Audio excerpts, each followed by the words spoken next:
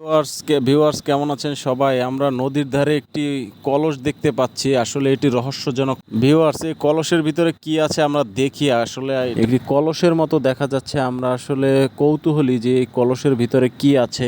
মূলত আমরা দেখব যে কলসের ভিতরে কি আছে। কলসটা এখানে রাখলাম, রাখার পরে আশেপাশে ইট বা পাথর টাইপের কিছু খুঁজতেছিলাম যে এটা ফাটানোর জন্য। তো অবশেষে একটি ইট পেলাম।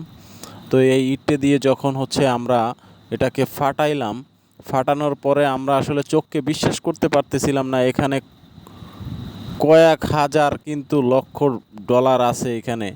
আমরা কিন্তু কয়েক লক্ষ ডলার কিন্তু আসলে আমরা চোখে বিশ্বাস করতে পারতেছিলাম না। কিভাবে সম্ভব? নদীর পাড়ে পরিত্যক্ত একটি কলসের ভিতরে এত টাকা কিভাবে আসলো? আসলে এটা আমার একদম বোধগম্য ছিল না।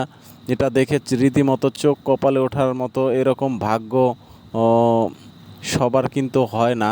এরকম টাকা পয়সা, অলৌকিক গুপ্তধন কিন্তু হঠাৎ করে চোখের সামনে আসলে আসাটা, এটা একটা আল্লাহ প্রদত্ত জিনিস।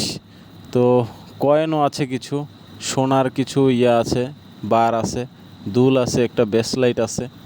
এটা আসলে কি বলবো, মানে জাস্ট আমরা মুহূর্তের ভিতরেই কিন্তু কোটিপতি